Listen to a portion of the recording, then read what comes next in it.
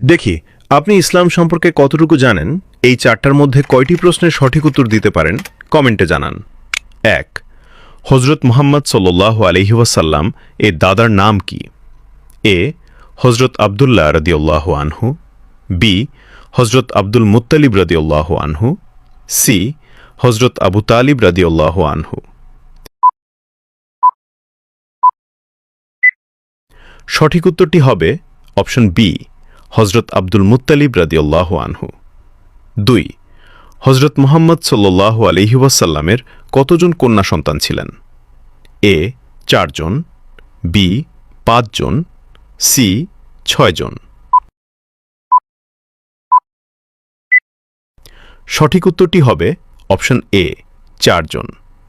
আপনি যদি ইসলামকে ভালোবাসেন তাহলে কমেন্ট করুন আই লাভ ইসলাম। 3. হজরত মুহাম্মদ সাল্লাল্লাহু আলাইহি ওয়াসাল্লাম কোথায় ইন্তেকাল করেন? A. Mecca, B. Medina, C. Taif. সঠিক উত্তরটি হবে অপশন বি, মদিনা। চ্যানেলকে ফলো করে দাওয়াতের কাজের অংশীদার হয়ে যান। 4. হজরত সাল্লাল্লাহু আলাইহি ওয়াসাল্লামের কোন কন্যা সর্বপ্রথম ইন্তেকাল করেন? এ. হজরত ফাতিমা রাদিয়াল্লাহু আনহা, বি. হজরত রুকাইয়া রাদিয়াল্লাহু আনহা, সি. হজরত জায়নাব রাদিয়াল্লাহু আনহা।